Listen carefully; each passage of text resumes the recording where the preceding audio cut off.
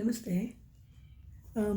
ತುಂಬ ಜನ ನನಗೆ ಯಾರೂ ಜೊತೆಲಿಲ್ಲ, ಐ ಆಮ್ ಲೋನ್ಲಿ, ನನಗೆ ಜೊತೆಗೆ ಯಾರೂ ಇಲ್ಲ ಅಂತ ಬೇಜಾರು ಮಾಡ್ಕೊಳ್ತಾರೆ. ಎಷ್ಟೋ ಜನ ಸಾವಿಗೂ ಶರಣಾಗ್ತಾರೆ, ನಮಗೆ ಜೊತೆಯಲ್ಲಿ ಯಾರೂ ಇಲ್ಲ, ನೋಬಡಿ ಕೇರ್ಸ್ ಫಾರ್ ಅಸ್ ಅಂತ.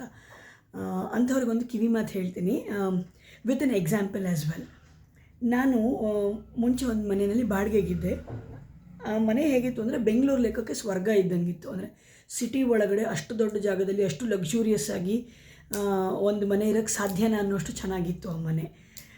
ನಾನು ಫಸ್ಟ್ ಫ್ಲೋರಲ್ಲಿದ್ದೆ. ನನ್ನ ಓನರ್ ವಯಸ್ಸಾಗಿರೋ ವೃದ್ಧರು ದಂಪತಿಗಳು ಕೆಳಗಡೆ ಗ್ರೌಂಡ್ ಫ್ಲೋರಲ್ಲಿದ್ದರು, ಕಪಲ್ಸು.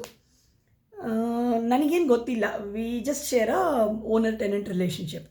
ನಾನು ಆ್ಯಕ್ಚುಲಿ ಮನೆ ಹುಡ್ಕಕ್ಕೆ ಹೋದವಾಗಲೂ ಆ ಮನೆ ಮುಂದೆ ಒಂದು ಸರ್ತಿ ಹೋಗಿದ್ದೆ. ಎಷ್ಟು ಚೆನ್ನಾಗಿದೆ ಇದು, ಈ ಥರ ಮನೆ ಸಿಕ್ಕರೆ ಅಂತ ಅಂದ್ಕೊಂಡು ಹೋಗಿದ್ದೆ. ಅವತ್ತು ಗೊತ್ತಿರಲಿಲ್ಲ ನನಗೆ ಸಿಗತ್ತೆ ಅಂತ. ಆಮೇಲೆ ಅದೇ ಮನೆ ಸಿಕ್ಕಿತ್ತು ನನಗೆ. ಅವ್ರು ಯಾರೋ ನನಗೆ ಗೊತ್ತಿಲ್ಲ. ನಾನು ತಿಂಗಳಿಗೆ ಬಾಡಿಗೆ ಕೊಡ್ತಿದ್ದೆ, ಅವರು ಬಾಡಿಗೆ ಇಸ್ಕೊಳ್ತಿದ್ರು ಅಷ್ಟೇ. ಅದು ಬಿಟ್ಟು ಬೇರೆ ಏನೂ ಸಂಬಂಧ ಇರ್ತಿರಲಿಲ್ಲ. ತುಂಬ ವಯಸ್ಸಾಗಿತ್ತು. ಆ ಮನುಷ್ಯ ಬಹಳ ತುಂಬ ಸಜ್ಜನರು. ವಯಸ್ಸಾಗಿದ್ದರಿಂದ ಅವ್ರಿಗೆ ನೆನಪಿನ ಶಕ್ತಿನೂ ಕಡಿಮೆ ಇತ್ತು. ಎಲ್ಲ ಚೆನ್ನಾಗಿತ್ತು. ಅದು ಬಿಟ್ಟರೆ ನನಗೂ ಅವ್ರಿಗೂ ಪರ್ಸ್ನಲಿ ಏನು ಸಂಬಂಧ ಅನ್ನೋದು ಇರಲಿಲ್ಲ. ಅಜ್ಜಿ ತಾತ ಕೆಳಗಡೆ ಇರ್ತಿದ್ರು, ಅವ್ರಿಗೊಂದು ಕೇರ್ ಟೇಕರ್ ಇರ್ತಿದ್ರು. ನಾವು ಹೋಗುವಾಗ ಬರುವಾಗ ಮಾತಾಡ್ಸ್ಕೊಂಡು ಹೋಗ್ತಿದ್ದೆ. But every single day I used to pray that ಆ ಅಜ್ಜಿ ತಾತ ಚೆನ್ನಾಗಿರಲಿ ಅಂತ. ಏನೋ ಭಾಳ ಒಳ್ಳೆತನ, ಐ ಡೋಂಟ್ ನೋ ಒಳ್ಳೆತನ ಹೌದು ಅಲ್ವ ಅಂತ. ಬಟ್ ಅದರಲ್ಲಿ ಒಂದು ಸಣ್ಣ ಸ್ವಾರ್ಥ ಇತ್ತು. ಅವರು ಎಷ್ಟು ದಿನ ಚೆನ್ನಾಗಿರ್ತಾರೋ ಅಷ್ಟು ದಿನ ಅವ್ರು ಆ ಮನೇಲಿರ್ತಾರೆ. ಅವ್ರ ಮನೇಲಿದ್ದರೆ ನನಗೆ ಆ ಮನೆಯಲ್ಲಿರೋಕ್ಕೆ ಅವಕಾಶ ಇರುತ್ತೆ ಅಂತ. ಸೊ